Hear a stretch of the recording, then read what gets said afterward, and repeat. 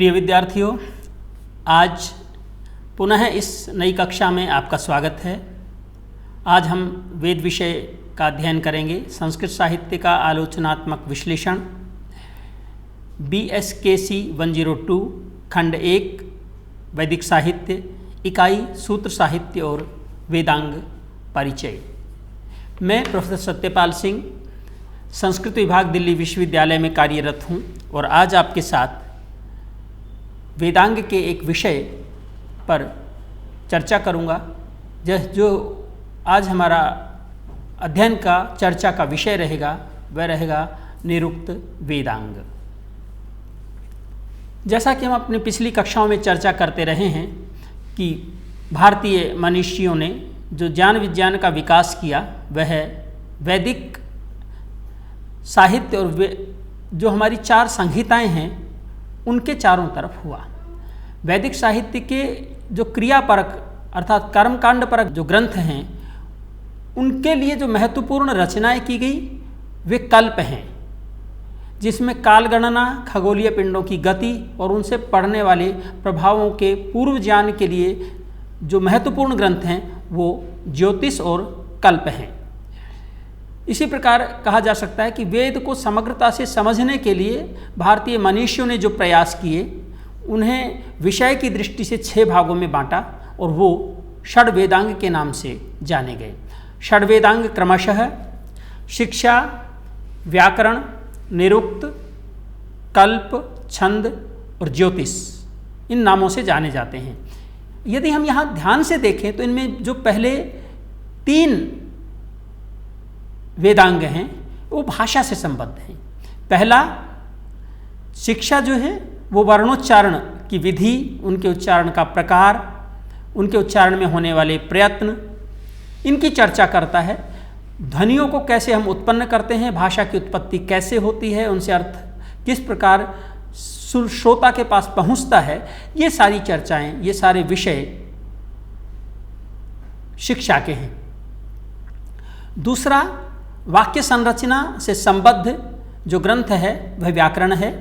कहाँ कर्ता, क्रिया, करण, कर्म इत्यादि जो वाक्य के घटक तत्व हैं उनका आपस में किस प्रकार संबंध होगा, उनका स्थान क्या होगा, किस विभक्ति के माध्यम से अभिव्यक्त होंगे, इसकी चर्चा व्याकरण में होती है। इसके साथ साथ शब्दों की संरचना और उनका विश्लेषण भी व्याकरण का विषय है। तीसरा जो है निरुक्त, ये लगता तो व्याकरण जैसा है लेकिन व्याकरण का और इसका विषय सर्वथा भिन्न है। जिस स्थान पर व्याकरण आकर के रुक जाता है, उसकी गति अवरुद्ध हो जाती है, उस आगे के कार्य को निरुक्त करता है। तो ये 3 जो पहले हमारे वेदांग हैं वो भाषा से संबद्ध हैं। इसके बाद कल्प के अंतर्गत कर्मकांड के लिए अत्यंत महत्वपूर्ण यज्ञ वेदी के निर्माण की सामग्री, उसकी समग्र प्रक्रिया, विधि इत्यादि का जो वर्णन है वो हमें कल्प के अंतर्गत आने वाले ग्रंथों में मिलता है, जिसको हम सूत्र साहित्य कहते हैं। इसके बाद है छंद जो हमारी संहिताएं हैं, हमारे जो वेद मंत्र हैं वे किसी न किसी छंद विशेष में निबद्ध हैं। छंद वस्तुतः गायन विषयक प्राचीन ग्रंथ हैं और इनमें छंदों के नाम, उनके लक्षण, गति, यति, उनके चरणों में मात्रा, ह्रस्व, दीर्घ इत्यादि का प्रयोग वहाँ पर हमें विस्तार से प्राप्त होता है। ये विवरण और विवेचन हमारे छंद नामक वेदांग का विषय होगा। और अंतिम जो वेदांग है छठा वह है ज्योतिष। ज्योतिष का संबंध काल गणना से है। विविध वैदिक कर्मकांडों के लिए उचित काल का चयन इसका विषय है। सृष्टि की प्रक्रिया में काल गणना, घटी, पल, निमेष, होरा, दिवस और पक्ष, मास, वर्ष इत्यादि का जो हम एक लंबा विस्तार देखते हैं, युग और चतुर्युगी और कल्प पर्यंत जो हम इनका विस्तार देखते हैं, मनवंतर पर्यंत जो विस्तार देखते हैं काल का, वह सारा का सारा ज्योतिष का विषय है। इसके अतिरिक्त ज्योतिष हमारे खगोलीय पिंडों की जो गति हैं उनका अध्ययन करता है, उनसे पड़ने वाले प्रभावों को देखता है। कब सूर्य ग्रहण और चंद्र ग्रहण होगा, खग्रास कब होगा, इन सब की चर्चा हमें ज्योतिष के अध्ययन की तरफ प्रेरित करती है और ये उसका विषय है। तो इस तरह से वेदांग के जो अलग अलग ग्रंथ हैं उनमें अलग अलग विषयों का प्रतिपादन हमें मिलता है। निरुक्त, जैसा कि मैंने आपसे चर्चा की, निरुक्त वेद की भाषा के विश्लेषण के लिए विशेष रूप से कार्य करता है। वेद के 6 अंगों में निरुक्त का अत्यंत महत्वपूर्ण स्थान है। वस्तुतः निरुक्त जो है वो आज उपलब्ध यास्क के द्वारा विरचित है। वस्तुतः निरुक्त की एक परंपरा रही है। जैसे पाणिनि से पहले अनेक वैयाकरण हुए, इसी तरह से निरुक्त के जो आचार्य जिनकी रचना हम तक पहुंची है यास्क, उन यास्क से पहले भी अनेक आचार्य हुए हैं और अनेक बार अपने ग्रंथ में वो कहते हैं इति नैरुक्तः, अर्थात इसे ऐसा निरुक्त पढ़ने की परंपरा के जो आचार्य हैं, पढ़ने और पढ़ाने में लगे हुए जो लोग हैं, उनका ये मंतव्य है। तो नैरुक्तों की एक परंपरा रही है। ये जो वर्तमान काल में जिसको हम निरुक्त कहते हैं, ये निघंटु नामक ग्रंथ की एक टीका है। अब प्रश्न यह है कि निघंटु क्या है? तो निघंटु वेद के जो कठिन शब्द हैं, कठिन शब्दों से अभिप्राय है कि जिनके अर्थों को अब कालक्रम में आकर के हम समझना छोड़ चुके हैं, जिनको हम समझ नहीं पाते हैं, उन कठिन शब्दों का क्रमबद्ध रूप में संकलन, ये निघंटु का विषय है। और उन शब्दों की व्याख्या, उन पर जो भाष्य लिखा, वह आज हमारे सामने निरुक्त नाम से उपलब्ध है, जिसके लेखक हैं महर्षि यास्क। इस ग्रंथ को हम देखते हैं 12 अध्यायों में विभाजित है और इसके 3 कांड हैं। पहला नैघंटुक कांड है, दूसरा नैगम कांड है और तीसरा दैवत कांड है। इसके सिवाय परिशिष्ट के रूप में 2 और अध्याय भी हमें साथ में प्राप्त होते हैं। इस प्रकार कुल इसमें 14 अध्याय देखे जा सकते हैं। इन अध्यायों में प्रारंभ से द्वितीय अध्याय के प्रथम पाद पर्यंत उपोद्घात वर्णित अर्थात भूमिका जैसा है, और उस भूमिका में निघंटु क्या है, शब्द क्या है, शब्द नित्यत्व की बात करते हैं, वेदों के नित्यत्व इत्यादि की बात करते हैं। इसमें निघंटु का लक्षण है, पद के प्रकार हैं, 4 प्रकार के पद होते हैं, नाम, आख्यात, उपसर्ग और निपात। ये विभाजन पाणिनि के जो सुप्तिंग अंतम पदम है उससे भिन्न प्रकार का है। नाम का मतलब है संज्ञा, सर्वनाम इत्यादि शब्द। आख्यात का अर्थ है क्रियापद। उपसर्ग जो धातुओं से पहले जुड़ते हैं, प्र, परा, अप, सम, अनु, अव इत्यादि 22 हैं।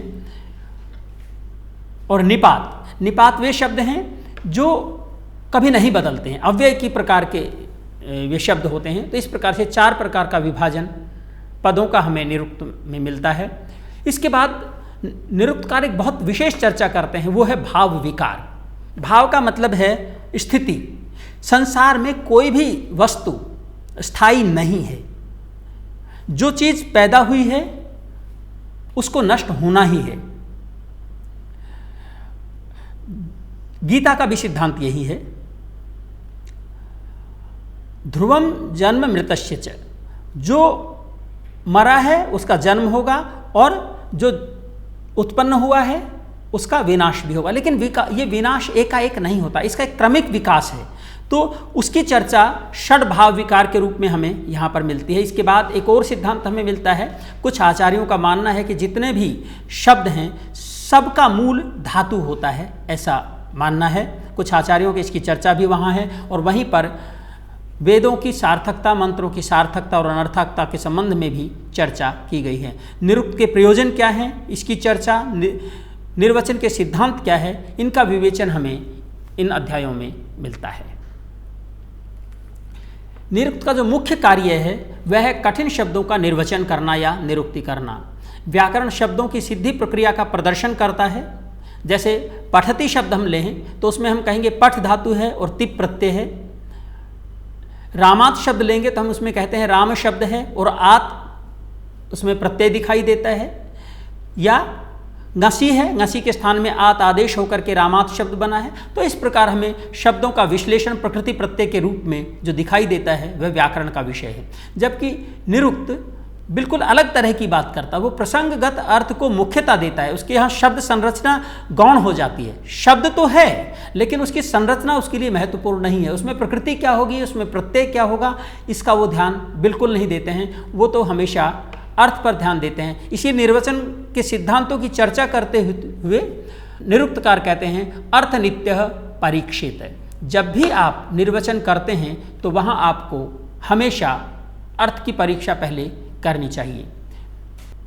निरुक्त जो है वैदिक साहित्य के शब्दों की व्युत्पत्ति का, इटिमोलॉजी की चर्चा करता है, उसके आधार पर उसका विवेचन करता है। निरुक्त किसी भी शब्द के संबद्ध कोशगत प्रचलित अर्थ की सीमाओं को समाप्त करके संभावित सभी प्रासंगिक अर्थों को अभिव्यक्त करने का सामर्थ्य प्रदान करता है। ये यहाँ पर मैं एक बात हमेशा कहता हूँ कि निरुक्त के अंदर वह सामर्थ्य है जो शब्द को उसकी सीमाओं से परे भेज देता है। शब्द की कोई सीमा नहीं रहती, अनंत आकाश में खुला होता है। इसके लिए एक उदाहरण मैं आपको देता हूँ। एक शब्द हमने बहुत सुना हुआ है, गौ शब्द है।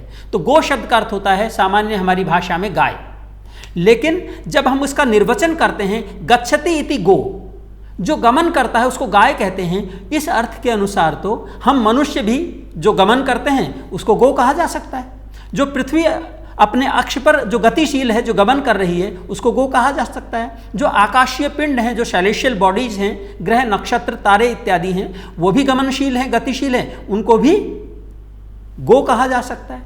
हमारी इंद्रियां विषय तक जाती हैं, उनमें गमन करती हैं, इसलिए उनको गो कहा जा सकता है। तो गो शब्द अपने जो कोशगत अर्थ की सीमाओं में बंधा हुआ था, निरुक्त ने उसकी सीमाओं को समाप्त कर दिया और क्या किया कि जिस प्रसंग में जिस अर्थ की आवश्यकता पड़ेगी, गो शब्द का वह अर्थ ले लिया जाएगा।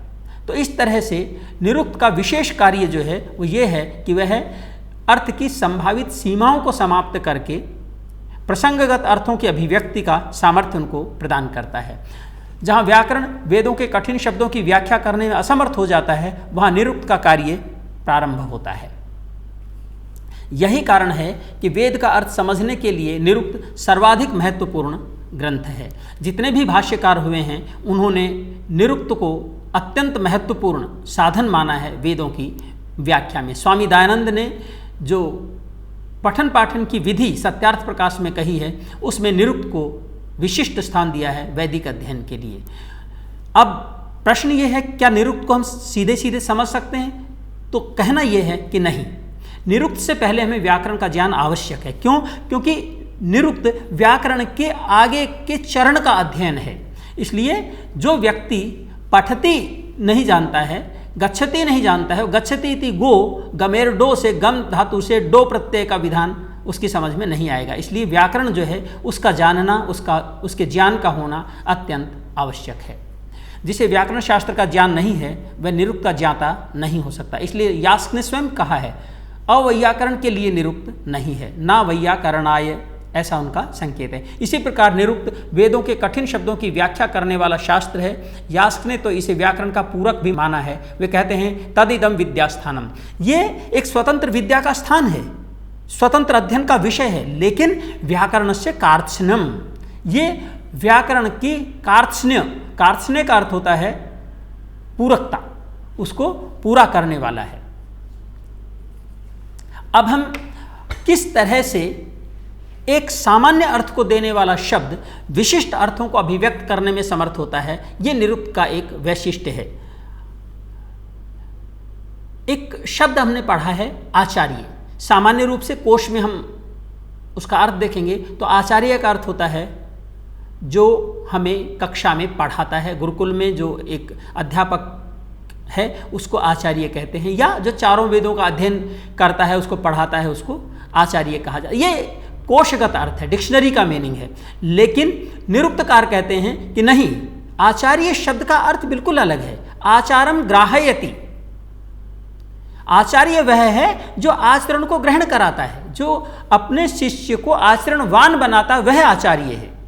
आचिनोति अर्थान, जो विषयों को चुनता है, किस विद्यार्थी को किस विषय का अध्ययन करना है इसका जो निश्चय करता है, या किस विषय में हमें कार्य करना है, इस विषय की जो बुद्धि हमें देता है, इस प्रकार की बुद्धि का जो परिमार्जन करके उसको सक्षम बनाता है। आचिनोति बुद्धिमितिवा, ये कह करके आचार्य शब्द का विश्लेषण जो किया गया, जो निरुक्तियाँ की गई, उसने आचार्य शब्द का केवल अध्यापन करने के अर्थ से हटा करके आचरण ग्रहण कराने वाला, अर्थों का चयन करने वाला, बुद्धि का विकास करने वाला, इन अर्थों को भी आचार्य शब्द के साथ में जोड़ दिया। आपने एक शब्द सुना है समुद्र। हम और आप समुद्र क्या जानते हैं? एक जल राशि है जिसमें सभी जीव जंतु रहते हैं। लेकिन उसको किस तरह से ये समुद्र शब्द हमने बनाया और किस तरह से किन किन अर्थों को अपने में समेटे हुए है। निरुक्तकार इसका बहुत सुंदर उदाहरण है जो उन्होंने विश्लेषण किया है, उसको आप देख सकते हैं। कहते हैं समुद्रवंत्यापः अस्मात्, जिसमें से जल उछल करके बाहर निकलता रहता है, लहरें उठती रहती हैं, वह समुद्र है। तालाब में लहरें नहीं उठती, कूप में लहरें नहीं उठती, नदी में उछल करके लहरें नहीं उठती, इसलिए समुद्र जो है ये सार्थक शब्द है। समुद्रवंती, सम अच्छी प्रकार से, उत ऊपर को, द्रवंती जो दौड़ता है जिसका जल, वह समुद्र कहलाता। आपने देखा होगा अमावस्या में और पूर्णिमा में जब चंद्रमा और सूर्य एक विशिष्ट स्थिति में होते हैं तो उस जल को अपनी तरफ आकर्षित करते हैं और लहरें बहुत ऊंची उठती हैं, इसलिए समुद्रवंत्यापः अस्मात्, जिसमें से जल बहता है। समभिद्रवंती एनम आपः, और सारे संसार का जो पानी है वो समुद्र की तरफ दौड़ता है। ये कैसे? आप देखते हैं कि नदियां पहाड़ों से निकलती हैं और समुद्र में जाकर के विलीन हो जाती हैं, तो जिसकी तरफ सारा जल बह करके जा रहा है उसे समुद्र कहा जाता है। ये समुद्र का दूसरा अर्थ है।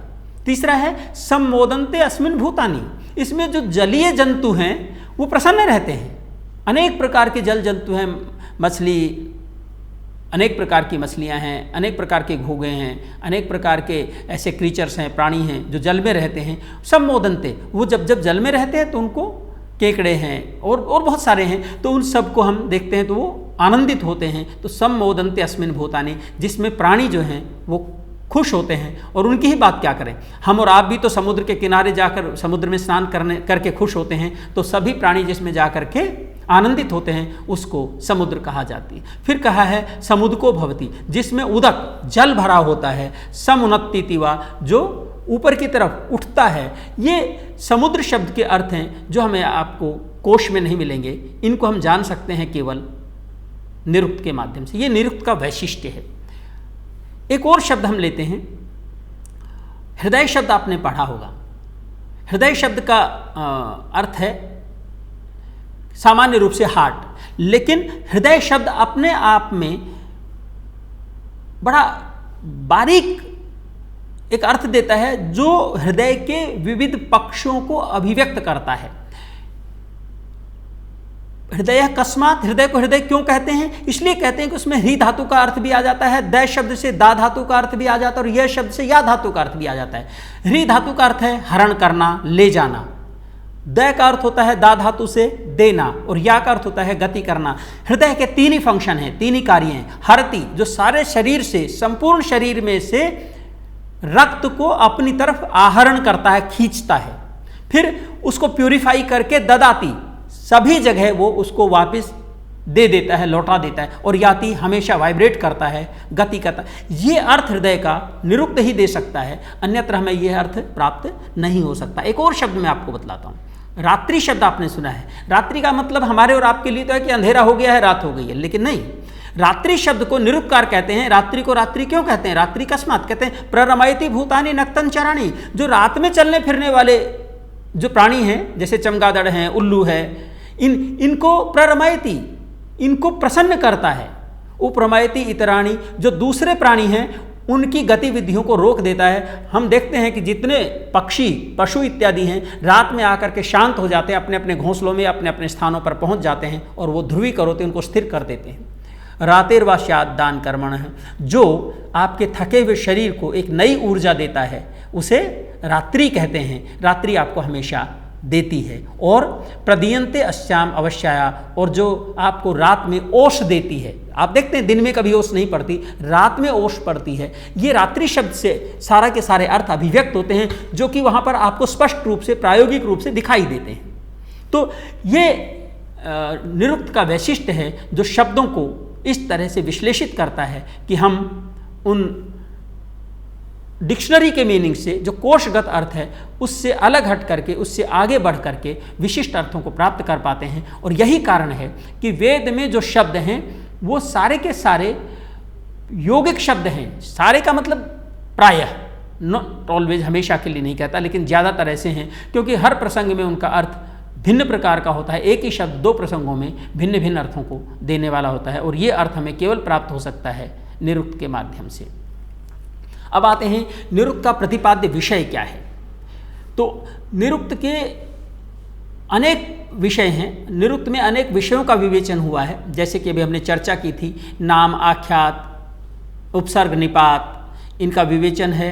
भाव विकार, क्रिया की स्थितियों का भी विवेचन है। इस तरह की बहुत सारी बातें वहाँ पर हमें मिलती हैं। तो सबसे पहले हम जो पदों का विभाजन है उसकी चर्चा करें तो निरुक्तकार कहते हैं कि 4 प्रकार के पद होते हैं, नाम, आख्यात, उपसर्ग और निपात। तो नाम किसे कहते हैं, एक प्रश्न उठा। आख्यात किसे कहते हैं, ये एक प्रश्न है।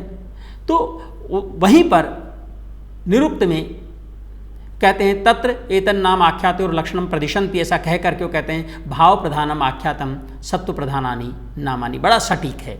जिसमें द्रव्य की प्रधानता होती है वे नाम कहलाते हैं, और जिसमें भाव की, क्रिया की, करना, होना या अस्तित्व, इसकी प्रधानता होती है उसको आख्यात कहा जाता है। एकदम स्पष्ट डिवीजन है, कहीं इसमें मिश्रण नहीं। तो जिसमें भाव की प्रधानता है वह आख्यात, और जिसमें द्रव्य की प्रधानता है उसको नाम कहा जाता है। और फिर कहा भाव क्या है उसको और स्पष्ट कर रहे हैं। भाव जैसे पचति, व्रजति, गच्छति, ये जो शब्द हैं ये सारे क्रियावाचक हैं, भाव प्रधान है, इनको आख्यात कहा जाता है। तो पचति जब हम कहें तो उसमें भाव क्या है, उसमें क्रिया क्या है, तो क्रिया कौन सा हिस्सा है, क्या गलना मात्र क्रिया कहते नहीं। पूर्वापरिभूतम भावम आख्यातेन आचष्टे व्रजति पचतीति। कैसे, उपक्रम प्रभृत्य अपवर्ग पर्यंतम मूर्तम सत्वभूतम सत्व नाम भी व्रज्या पक्तिरिति। जब हम कहते हैं पचति तो इसका मतलब ये है कि जब हम किसी पकाने के पात्र को उठा करके चूल्हे पर रखते हैं, उसके नीचे आग जलाते हैं, उसमें पानी अथवा उबलने वाले जो पदार्थ डालते हैं और थोड़ा देर उसको फूंक इत्यादि मार करके अग्नि को प्रचंड करते हैं, उसको पकाते हैं, और उसमें जो सॉफ्टनेस, जो विकलिप्ति, जो गलन होता है, ये संपूर्ण जो चीज़ है ये पचति या पक्ति कहलाता है। इसी को पाक कहा जाता है। पचति जब हम कहते हैं तो हमारा आशय पकाने की क्रिया के प्रारंभ से लेकर के और समाप्ति पर्यंत होता है। जब हम कहते हैं गच्छति या व्रजति तो अपने घर से जब व्यक्ति खड़ा होता है, उठ करके चलता है, कदम कदम करके आगे बढ़ता है और अपने लक्ष्य तक पहुंच करके उस लक्ष्य पर उसको प्राप्त कर लेता है, तो चलने के प्रारंभ की बिंदु से लेकर के अंतिम बिंदु तक जो उसका लक्ष्य है ये पूरा का पूरा कहलाता है आख्यात। इसी को पचति, व्रजति इत्यादि शब्दों के माध्यम से हम अभिव्यक्त करते हैं। तो नाम क्या है, तो नाम भी वैसे ही है कि जहाँ द्रव्यों का समावेश होता है। जैसे हमने कहा गऊ तो हमें 4 पैरों वाला पशु दिखाई देता है, पुरुष है एक मनुष्य दिखाई देता है, हस्ती एक 4 पैरों वाला बड़ा पशु दिखाई देता है जिसकी नाक बहुत लंबी होती है, जिसको हम सूंड कहते हैं। तो ये सारा का सारा हमारा जो सत्व द्रव्य से जो अभिव्यक्त होता है इसको कहा जाता है नाम। प्रतिपाद्य विषय की दृष्टि से निरुक्त को हम 6 भागों में बांटते हैं, और इसके लिए एक श्लोक है आपके सामने है। वर्णागमो वर्ण विपर्ययस्ते द्वौ चापरौ वर्ण विकार नाशौ धातोस्तदर्थातिशयेन योगस्तदुच्यते पंचविधम निरुक्तम। 5 प्रकार का निरुक्त कहा गया है। और कौन कौन सा है, वर्णागम। हम देखते हैं कि कई बार जो शब्द हैं व्याकरण की दृष्टि से नहीं बनते, उसमें एक वर्ण आकर के बैठ जाता है, वर्ण विपर्यय, शब्द जो है वो आगे पीछे हो जाते हैं। देखो जैसे एक शब्द है अदुह्र, अदुह्र, इसमें अदुह्र में रे कहाँ से आ गया, दुह धातु से। तो ये रक का या रुट का आगम जो है, रे का जो आगम है ये वर्ण का आगम है। वर्ण विपर्यय का मतलब होता है वर्णों की अदला बदली। आपने एक शब्द सुना होगा सिंह, और निरुक्तकार कहते हैं सिंह जो है वो हिंसा करता है, हिंस धातु से सिंह शब्द को बनाया। तो प्रश्न ये उठा कि फिर तो हिंसा है होना चाहिए था, सिंह कैसे कर दिया। तो कहा वर्ण विपर्यय, पहला स्थान दूसरे की जगह पर और दूसरा वर्ण का स्थान वो पहले की जगह पर आ गया। इस तरह से वर्ण का जो विपर्यय है ये निरुक्त का कार्य है। दो चापरो वर्ण विकार नाशो, वर्णों में परिवर्तन और विनाश, कहीं कहीं पर वर्ण नष्ट हो जाता है और कहीं कहीं पर वो बदल जाता है। ये दोनों काम भी निरुक्त बड़ी बखूबी करता है, उनको विश्लेषित करता है। धातोस तदर्थातिशयेन योगस, और धातु के साथ में उसका अतिशय योग भी वहाँ पर देखता है। तदुच्यते पंचविधम निरुक्तम, तो 5 प्रकार का निरुक्त कहा गया है। वर्णागम, वर्ण विपर्यय, वर्ण विकार, वर्ण नाश और धात्वर्थ का अतिशय योग, ये निरुक्त के 5 प्रतिपाद्य विषय हैं। ये 5 विषय व्याकरण में भी हैं, किंतु निरुक्त और व्याकरण में मूलभूत अंतर है कि व्याकरण जो है वो निरुक्त से भिन्न है, वो व्याकरण से आगे की बात करता है, बल्कि व्याकरण का पूरक कहा जाता है। निरुक्त वैदिक शब्दों का निर्वचन करता है, और शब्दों का निर्वचन ही उसका प्रधान विषय है। मैं समझता हूँ कि जब हम इन वर्ण आगम, वर्ण विपर्यय इत्यादि की बात करते हैं तो ये हमें पदे पदे देखने को मिलते हैं। इसके अतिरिक्त हम और भी देखते हैं कि निरुक्त में बहुत सारे विषयों की चर्चा हुई है। जैसे निरुक्त में देवताओं के स्वरूप पर विचार हुआ है। कहीं पर हम ऐसा मानते हैं कि ये देवता जो हैं मनुष्यों की तरह हैं, कहीं वो अशरीरी हैं। 3 प्रकार के देवताओं की चर्चा वहाँ मिलती है, पृथ्वी स्थानी, द्युस्थानी और अंतरिक्ष स्थानी। तो इस तरह से देवताओं के विषय में भी निरुक्त में चर्चा मिलती है। निरुक्त में हमें जो हमारे भाषा के विश्लेषण के लिए नाम, आख्यात, उपसर्ग और निपात है, उनकी चर्चा मिलती है। उपसर्ग और निपात क्या हैं? तो धातु से पहले जो जोड़े जाते हैं वे उपसर्ग हैं, जिनमें प्र, परा, अप, सम, अनु, अव, निश, निर, दुस, दुर, वी, आंग, नि, अधि, अपि, अति, सु, उत, अभि, प्रति, परि, उप, ये 22 या 24 दोनों संख्याएं मानी जाती हैं। ये हमें वहाँ पर मिलते हैं। निरुक्त में इनकी संख्या 20 मानी गई है। इसके अतिरिक्त जिसको हम निपात कहते हैं, वहाँ उसका लक्षण देते हुए कहते हैं निपतंती उच्चा वच्चेषु अर्थेषु, जो कभी कभी उत्कृष्ट अर्थ के द्योतक होते हैं, कभी कभी अपकृष्ट अर्थ के, न्यून अर्थ के द्योतक होते हैं। ये उनका विषय होता है।